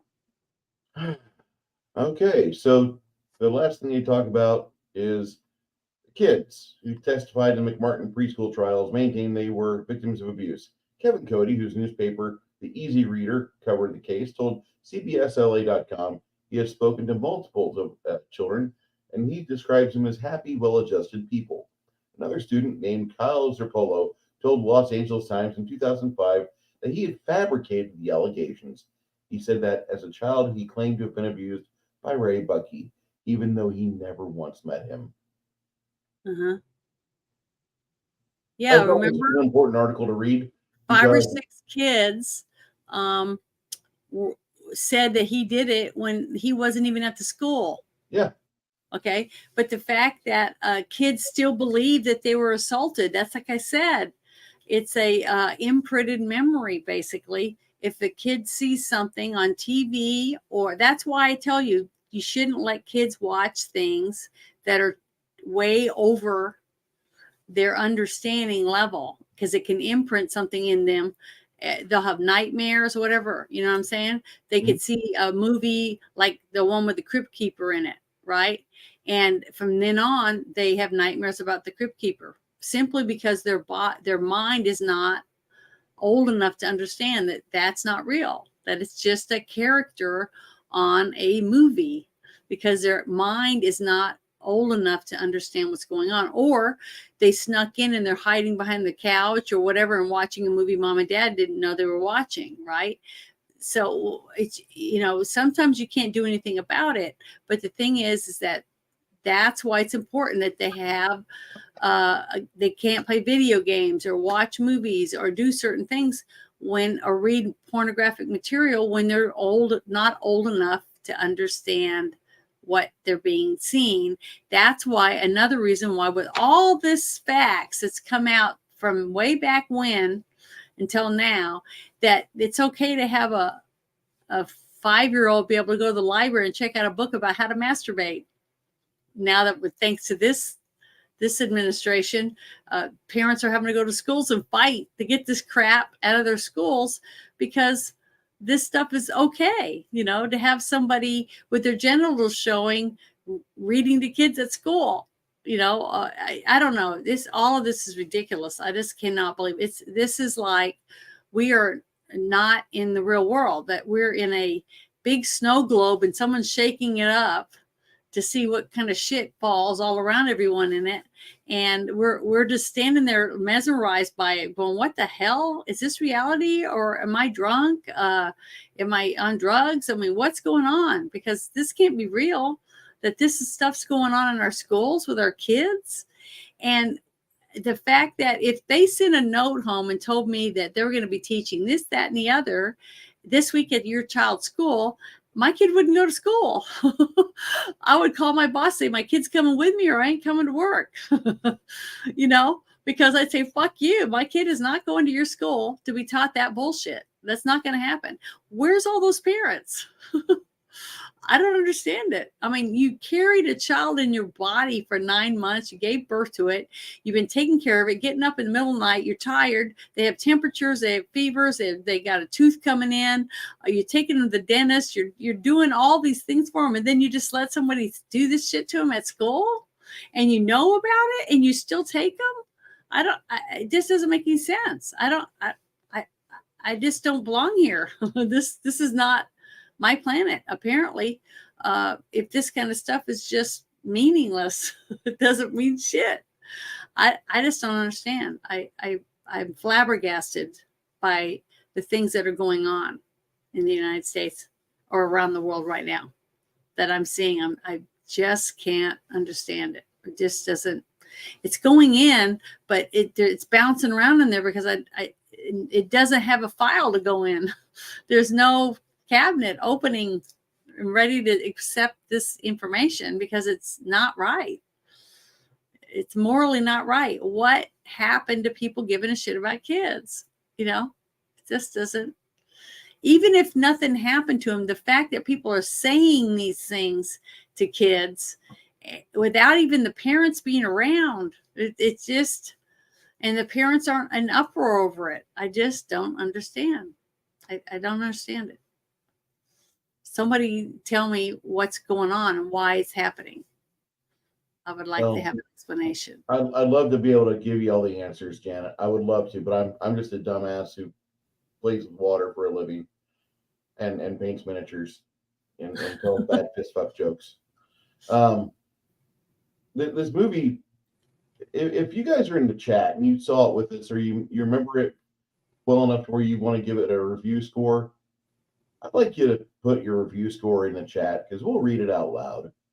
That's something that I feel like these review shows should do. They should ask our chats to, hey, what'd you think of this movie? What'd you think? What was your grade? What'd you think? 89. This one's going to be really hard for me, Bruce. Okay. Harder than any movie we've done. And how many movies have we reviewed? A lot. A lot. We've reviewed over 100 films, I believe. Okay, we've already done that, and honestly, I was so traumatized after watching this whole thing to believe that it was reality, that it was based on real events. Okay, that I couldn't tell you if there was anything wrong with the editing, or the music, or the acting, or anything. Honestly, I can't even grade this movie. I mean, honestly, I can't give it an honest grade because unless I give it a 10, because I didn't even get to, enough of it went in that I was just an emotional basket case, basically. Anyone that was there knows I got upset watching it. It was very traumatic for me to watch. Not because they did things to the kids, not because it was gruesome in any way. It was emotional. It was an emotional battery, basically, that broke me down because of it. It was too real. It was so realistic. The fact that that kind of shit happened, and this was in the 80s, right? And it's 2024, and the same shit's going on. The same shit with the media is still going on. No one learned anything, that we're still letting the media have this kind of say and control over our lives. I don't even watch TV anymore. I get almost all my information from YouTube, my friends, not just regular anyone on YouTube, and X and Spaces and some of the other apps that I'm able to talk to people on. We share links. We talk about all kinds of things on Telegram. I have, most of it's from my friends, people I've learned over the years that I trust about getting information from. That's where I get my stuff. I don't even watch the news on TV anymore. I don't trust any of them. There's nothing worth watching on television. I don't trust There's no reason. If any of you are still paying for cable and you say something to me like, well, it's for the kids, like, do you love your pocketbook? I'm not saying do you love your kids more, but you can get along without getting cable. If you've got internet services or strictly internet services available, fucking abandon cable. Just send them a message. No. Don't listen to them. Because there's no reason for you to be paying. A good chunk of your money goes to ESPN and Disney and other shill bullshit that it's people who hate you are getting your money. So you're better off to get your information and your internet through somebody else. I'm a bad person. I pay Google not just once, but twice a month because I don't want any ads if I have to use a Google service. And two, I have Google Internet. I live right by the hospital. I have fiber. And of all things, the fiber here is cheap. It's really cheap. It's like $100 for 2 gigabytes up and down. So I'm just saying that out of all the evils, like I could go with either Time Warner Spectrum or I could go for Google. I went for Google, and I escaped. So just having a strict internet connection is how I survive. And if I want to watch anything, I find a way to watch it. Yar matey. And you guys have been here for that. A lot of you have been here, and you understand the way I do it the same way a lot of you do it. I'm not saying it's right, but I have a lot of these DVDs in my booklet over here. I just don't have a way to stream it from that DVD to you. Give me another half year. I should be able to get a DVD drive connected to this PC. Or if somebody has a line on DVD drives from bottomdollar.com, that'd be great. Right now, I'm thinking I got other things I got to do. Like I got to pay for my fucking taxes I did last year. All right, none of that, Bruce. I'm sorry, I can't. I don't know what to tell you about my my rating, because I thought everybody did a great job, because it was very emotional for me. The whole thing was so real. Janet, I just not just are you feeling that way, but everybody here in the chat talking with us tonight, up to 15 people we've had at once, has had the same feeling, because everybody's talking about their own personal experiences with the giant juggernaut they've had to fight. Nobody's talking about the rating of the movie, which the movie was really good, and that's okay, because we've given them some sort of platform where they can exchange information and they can throw things our way and we can read about it out loud, and I love that. I'm going to give this movie a rating. I'm going to say this movie is a 90 out of 100, because the movie was well done. You had the right people in the right places in the background doing director of photography stuff, making sure the boom mics were properly placed, and they kind of went all out on the sensationalist stuff at first, but they really drove it home when you start reading through the facts of what it was, what happened in LA, what happened, and the rest of it falls into place as you watch the movie, which it's really weird how accurate the movie was. It was fantastic. This movie, it's hard watch. This is in that same league of films as the Iron Claw. Iron Claw is a great movie. It's about a wrestling dynasty that happened in the early '80s, but it's such a hard movie to watch. And that movie's actually less factual than this one, but it's mainly for the fact they omit the fourth brother. You you watch that movie once and you're good. Mhm. Lady turned us on to this, and I would recommend anybody who wants to watch James Woods be an asshole lawyer that gets like a soft side to him. Fantastic. This movie is fantastic. And what did we watch it on? We When watched we- this on when- YouTube. On YouTube? Yeah. Okay. Well, Now it was really weird because like the code it's weird that YouTube would even let this movie be played on their channel. I don't think it was by choice. I think somebody Well, uploaded the it. reason, can I say why I think that about what I told you about them taking a movie or a video down from my channel? Mhm.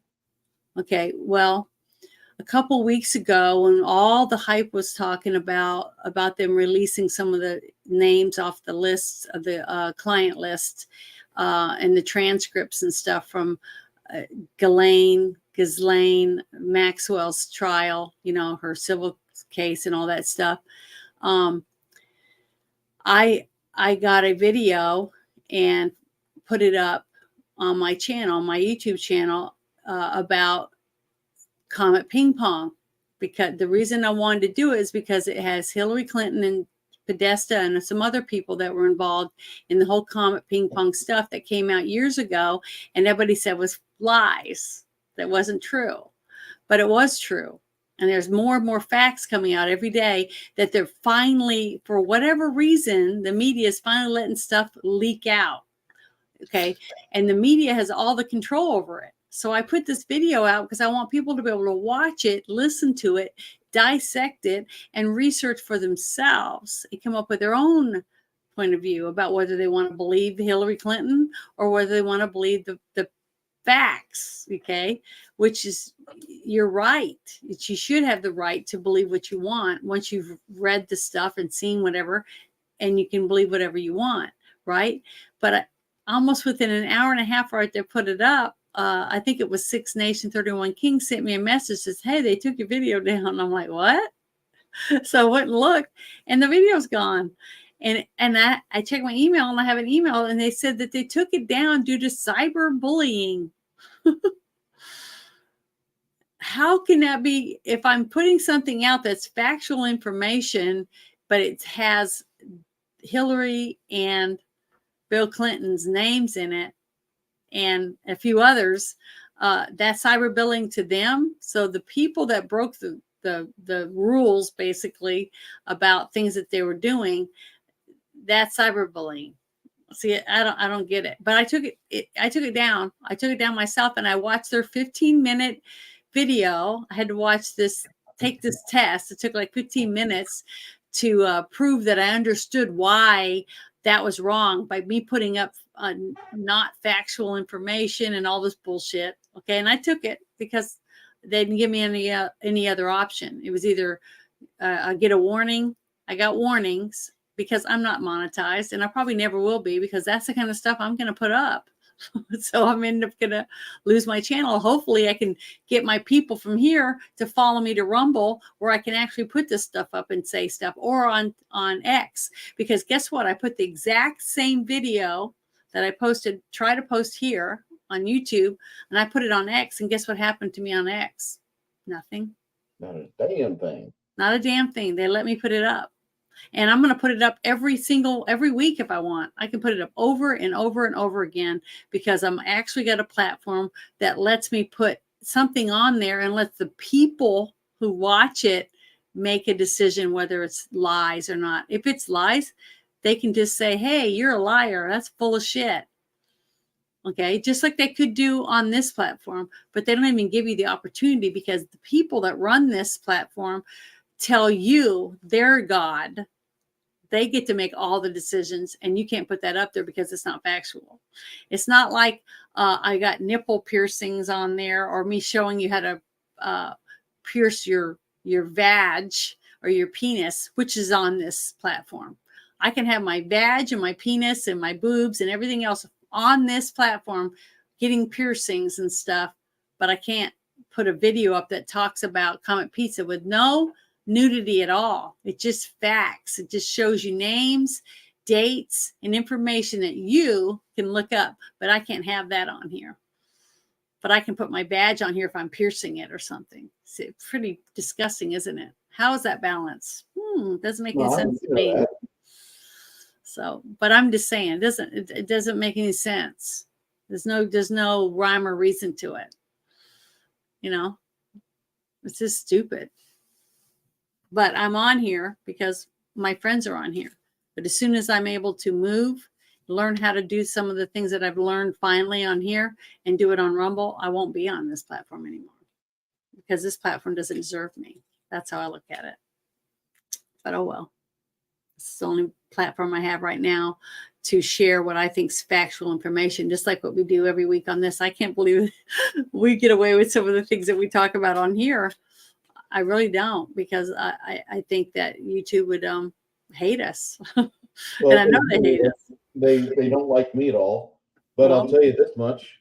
I'll tell you that because I'm honest with my rating and I say, you know what? We are not for kids. This is not a channel you should have kids on. So you better steer your fucking kids away. Because I tell you what, if your kids come here, I'm going to talk to them about what Jesus Christ wants for them. I'm going to tell them that they need to be little capitalists and they need to make sure that they lift heavy things, keep their dick intact if they're boys, keep their vag intact if they're girls, and then whenever they can, they need to do their duty. You know, ask me what else I can do for you, and help us bury the Bolsheviks physically and mentally. That's what I will do. And because I'm honest about it, for some odd reason, as of the 8th of January, 2024, I'm fucking here still on YouTube after 15 years or 14 and a half years of pretty much telling this platform communists deserve the fertilizer treatment. They deserve to be fertilized. It all changes now. It changes once you get that golden ticket. Oh, I got 1,000 subscribers and I finally got the viewing hours I need. Now I can be monetized. Nothing's changed for me, Janet. Right? I'm just saying that's what everybody's goal is. And I would love for everyone to get that. I'm just like me. It's going to be longer for me because most of my stuff is 25-second videos because I do shorts. And to get 4,000 hours of view time, you got to have millions of views, you know, on your little tiny shorts that you do. So, you know what you should do, Janet, and I know you could do it. You know the slingshot ride at the amusement parks? Yeah. You need to get a shot of yourself doing the slingshot riding that ride. Or jumping out of bungee jumping. Bungee jumping's okay, but hey, I've got videos on other platforms that are almost 2 million views, but I only have like 600 subscribers over there. So, you know, they're making money. They're making money, but I'm not, which is fine. You know, I've been struggling the last 6-7 months to try to even get 100 followers on TikTok, because that's how close I am to having 10,000, but they don't want me to do it. They keep sending me emails and messages saying, hey, if you pay us this money, we'll help you get more subscribers. We'll help you get more followers. And then I have a little note on there that says, you have 20 new subscribers today. And I go, look, and there's no numbers added to my followers. So it's like, I'm not paying you guys money to get more subscribers. I'm just going to have to just wait. Maybe 5 years from now, I'll get my 100 people I need. You know, that's how I look at it. It's ridiculous. They hound you and they don't want you to, they send you stuff and say, oh, we want you to put more stuff on. They want you to do more of this and more of that. And then you're doing it. I put stuff on all the time. I'm constantly putting videos out, and but they're not enough because they're suppressed or whatever, because they don't like what I do, or they don't like what I stand for, or whatever it is. I don't know for sure, because I don't have anyone that works for YouTube to tell me. But in the same thing with TikTok, TikTok or Instagram, they're all the same. They're all controlling. And then as soon as you make the golden ticket number, then they start saying, hey, we'll help you make your videos. We'll help you this. We'll help you with that. But then they control what you're going to put on. And I don't want that. I want to put on what I want. Isn't that why you started making a channel in the first place? Bruce wanted to play Dungeons and Dragons or Pathfinder or whatever it is, and you wanted to video it. Yeah. I want to And show what if they people how to say, play well, you the can no game. longer do that because that's a devil worshiping game? You're going to say, fuck you, Exactly. like you should, because you should be able to play and do what you wanted to do. That's why you started a channel. I'm not saying be a Satanist, but I'm saying do what you want as long as it's like not harming other people. Yeah. And me playing games with clickety clacky math rocks and painting figurines, working on hordes of fucking Urkai. This is the last time I'm doing a unit all at once. I have 80 of them to do, so that's the thing. I'll never do that again. But after I'm done painting up these Urkai, I'll be starting my days with Goth. Yeah, that one's a nice one. And then I have to work on Maldrakar because Maldrakar will be coming up in only about a year. And he might take that damn long. I don't know. Yeah, see, I put videos of my chickens, my baby chickens, me feeding my chickens. I've made videos about me making my crafts, my pictures, my crochet, me playing Pathfinder with everyone, or is that what you call it? Is that Pathfinder that we play? All kinds of things. I just make videos. I don't know. It's just whatever I think about doing. And just goofy ones, me making stupid videos talking about dirty jokes. But everything I have, I try everything I have that I think is inappropriate or adult content. If you get on my channel, guess what? It's 18 and older, even for telling jokes that have the F word in it, stuff like that. Okay, because I do believe in what I say. I'm a grown woman. If I want to show my cleavage, I have every right to. I have no problem with that. Love it when you do. But the thing is, I have no problem with it. But I want them to be adults. I don't want a 6-year-old or a 10-year-old or a 12-year-old boy oogling at my cleavage, because I actually give a shit and I say it and I mean it and I do that. Just like I said, my video is not for children. I say that on all my videos. Yeah, my channel even labeled like that. I think that's why it's still here. So I don't know. It's just heartbreaking to me. All of this, this whole thing, it just tears me up because I loved kids and I love animals. I would do the same thing. If I saw someone doing stuff to animals, I would go up and say, what the hell do you think you're doing? I've done that before. I remember one day I was driving on the road and I saw some kids playing in the street and they were doing something. They were all around something. I didn't know what it was. So I stopped my car and I ran up there and I'm like, what are you guys doing? And they had a lighter and they were trying to catch a kitten on fire. There was a little yellow tabby cat they had.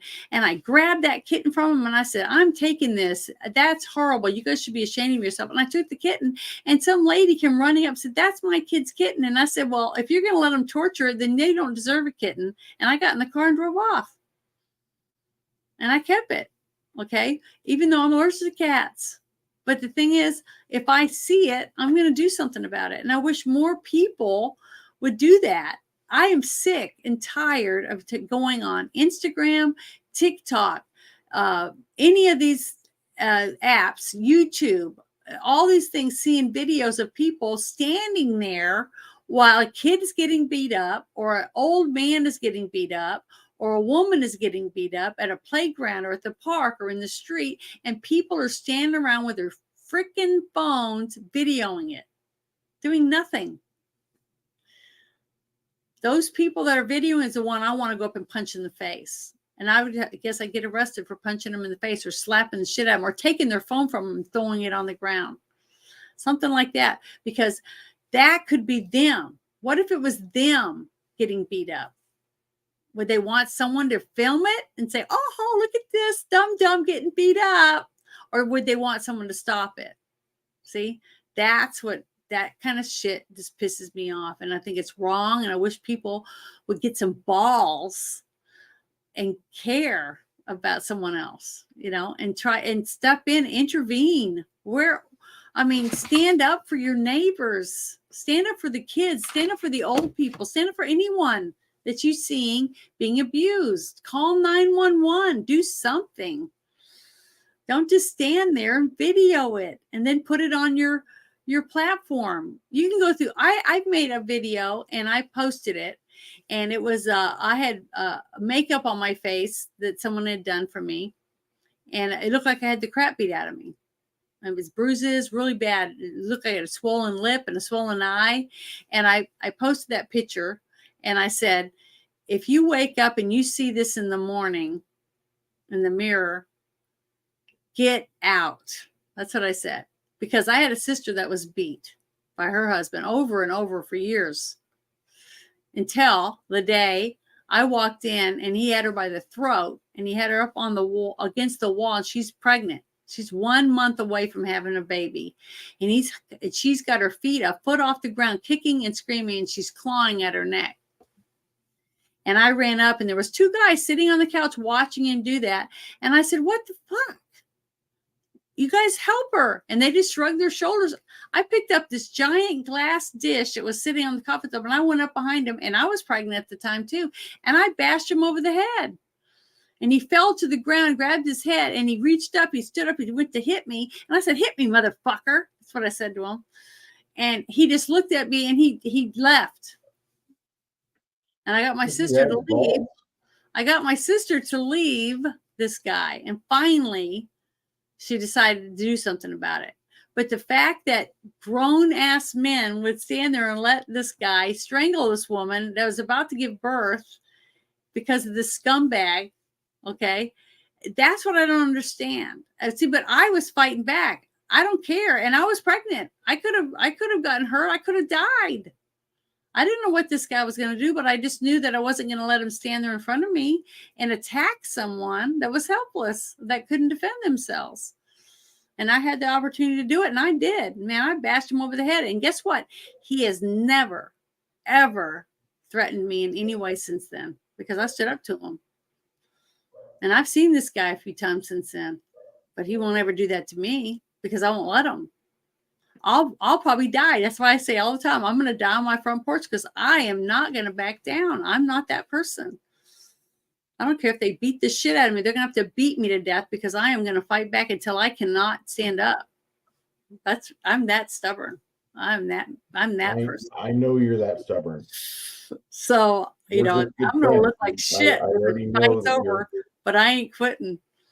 And I don't think anyone should quit. If you see something happening, you should do something about it. Call the police. Don't let them stand there and film. Do something. Don't be that person.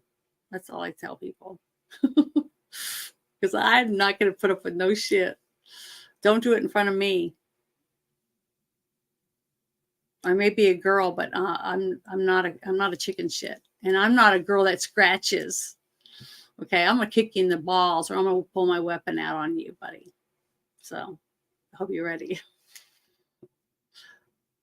Sorry, these kind of stuff just gets me riled up, and I can't help it. And if you're on Twitter and on Spaces, I'm sure you've heard me. I don't put up with no shit. This right here, this is not only just for like men who abuse women. This is the bullies. Mm-hmm. Bullies. Fucking bullies are pieces of shit. Yeah, but the thing is, Jeremy, I want to say something to you about that. Men who abuse elderly people, whether a man or a woman, or abuse other men that are weaker than them, they're pussies too. It's not just men that abuse women. I've seen women abuse men, and a woman that will stand there and punch a guy and slap a guy when he doesn't fight back is not any better than a guy that would do that to a woman. That's how I look at it. And if I go up into a guy and I'm being a bitch to him, yelling in his face, and I punch him and slap him, guess what? I expect to get hit back. If he slaps me back, I deserved it. If I started the fight and I hit him, I'm not saying punch me until my teeth are all knocked out and keep punching me when I'm down. But if you have to slap my ass to get me off of you, then maybe I needed that slap. And I'm not an advocate for abuse, but no one should abuse another person that's weaker than them. I don't care if it's a man or a woman or a child, for God's sake. No, nobody should do that. And if you think that you're going to hit someone or you think you're going to do something to someone, turn around and walk off. Be the better one. Leave. Walk away. There's no reason to do it. But definitely don't pull out your phone and start videotaping someone else doing it and laugh about it. That makes you worse than the person that's actually doing the hitting. You're scum. That's how I see it.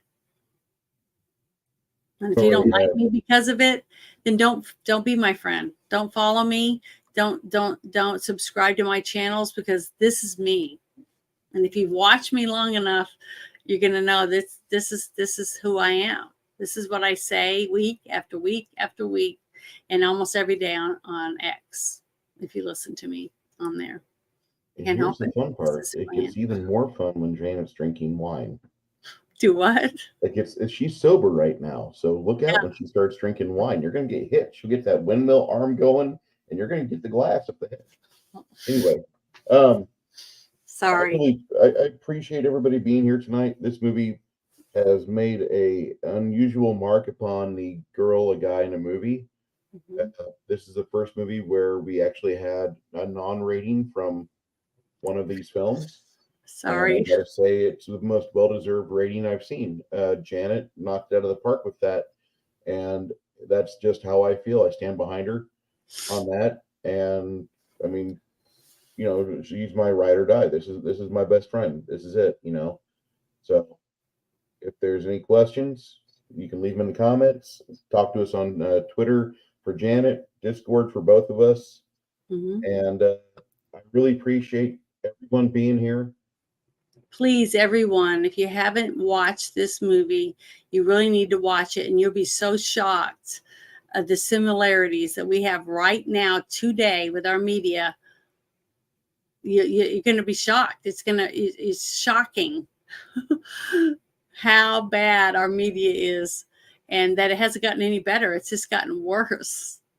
And this is going to wake you up to what goes on behind the scenes when it comes to trials and things. Not so much the jury, but what happens within a DA's office, the type of things that could be said to each other about how they want to win their case, and then what goes on with the defense.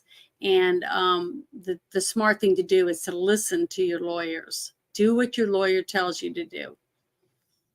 If he tells you to shut the hell up, shut the hell up. Do what they're do it. That's why you're paying them.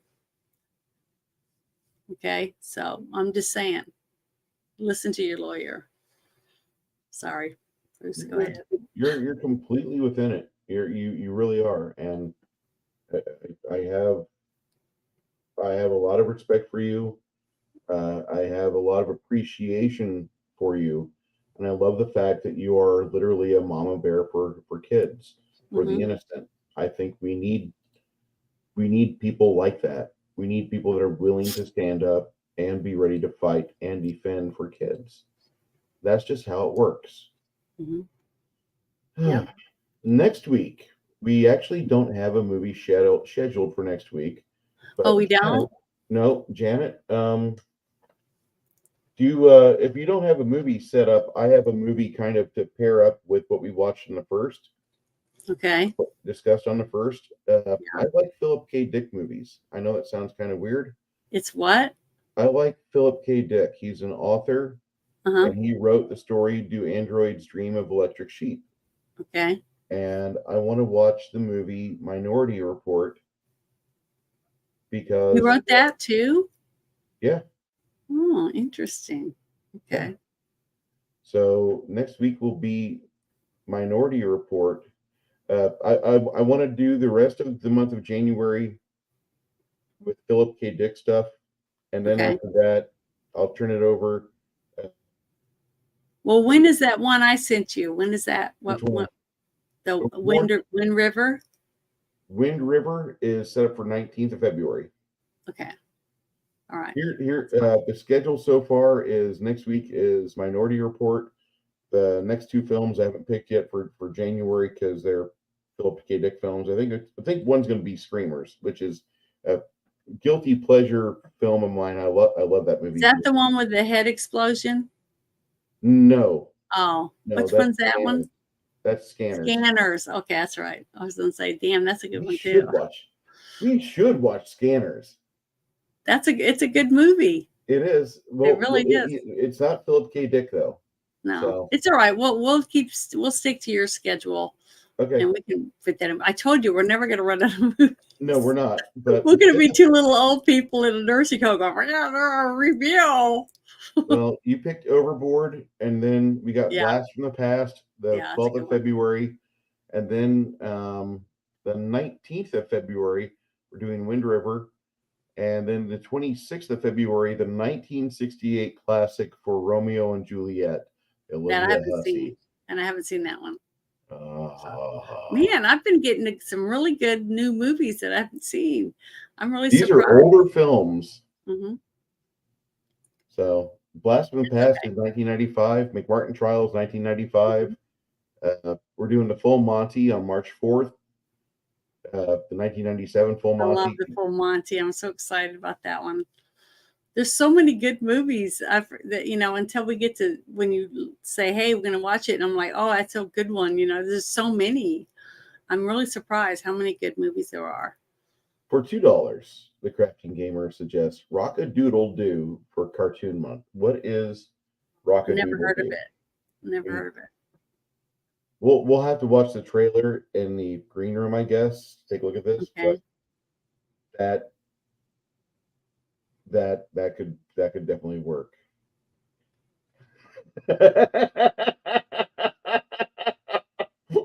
sorry. Oh, I'm sorry. yes, we know. We know that. What are you, gay? Sorry. Sorry. I have that. I'm sorry, Jeremy. I have to fuck with you like that on the Notebook.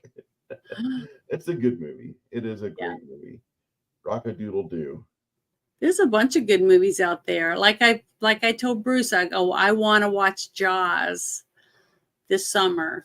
I want to watch it because that's one of my on the top of my list for really kick-ass movies that made me to where I will never swim to the sandbar anymore. It ruined me. I don't like swimming anyway. No, I used to love snorkeling and all that stuff. Because remember when I was first learning all that snorkeling, I did it in Florida because my dad was stationed in Florida in the Air Force, where he taught people how to scuba dive and all that stuff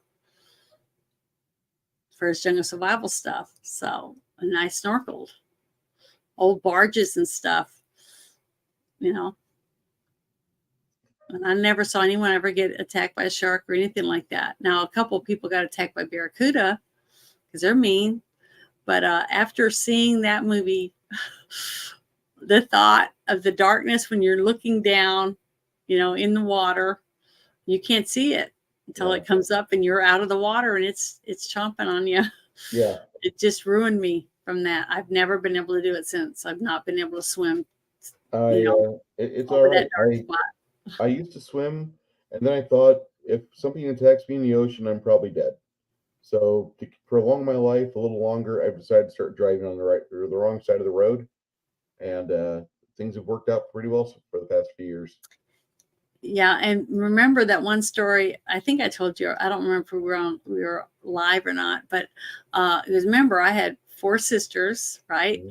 And my dad was jungle survival, and we lived in Florida. And I remember we went on a picnic one day, and there's these giant drainage ditches or whatever you call them, really, really wide.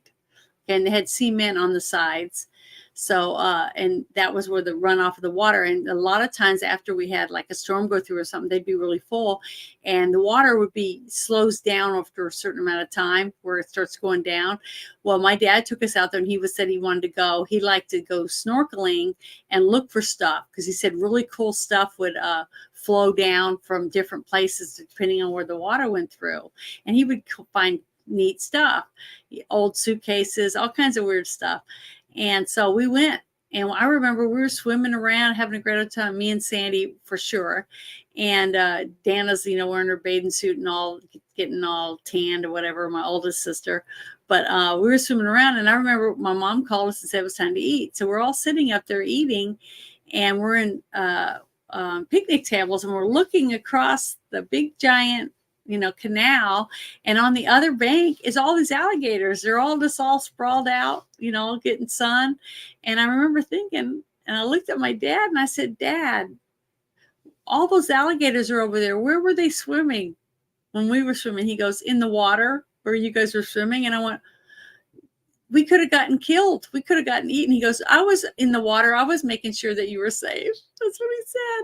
And I didn't get back in the water after that, because I've seen enough documentaries to know they grab you, they take you down, and they cram you underneath something, like a log or whatever. Then they start spinning to tear off your limbs. And I couldn't believe my dad let us swim in the water with alligators in the water, so I don't know. That's when I started thinking my dad might be nuts or something.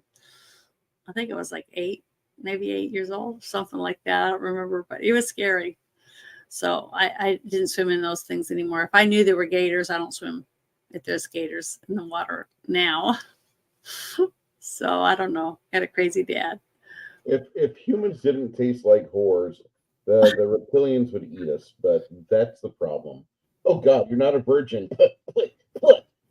Yeah, they don't want to eat you. But I don't know what it was, but it was like, we didn't get eaten. I didn't see anyone get attacked, but I didn't see, after that, I remember I didn't really see anybody swimming. I saw a lot of people fishing, but I didn't see any other people but us, the dum-dums. So it was weird. It was eye-opening though experience. Janet, this is the only time I'm ever this is the only night I'm gonna hear you call yourself a dum-dum, right? Okay, I'm sorry. You're a lot of things. Dumb. Well, I was a kid when that happened, so I grew up since then. But at that time, I was, it did dawn on me though that we could have gotten eaten. So I guess I was pretty smart back then. Sounds like you had your head on a swivel. So, yeah, thank goodness. But I just wanted to throw that out there for everybody to hear, because so pay attention to your surroundings. All right. With all of that, next week, Minority Report. The week after that, probably Screamers. And who stars in that movie? Minority Report? Mm-hmm. Tom Cruise. Okay. So I thought. I know it's a Tom Cruise movie, but that's all right. See it again. He's a good actor. I just don't like him. I like him as an actor. Yeah. That's it. So I like him for his craft. I don't appreciate much else. She's a wise woman. Hell yeah. Everyone be well, treat each other with respect. Mm-hmm. Tell people you love how you feel, and leave it when it's all over at the end of the night. You got no regrets. That's all that matters. Mm-hmm. Yeah.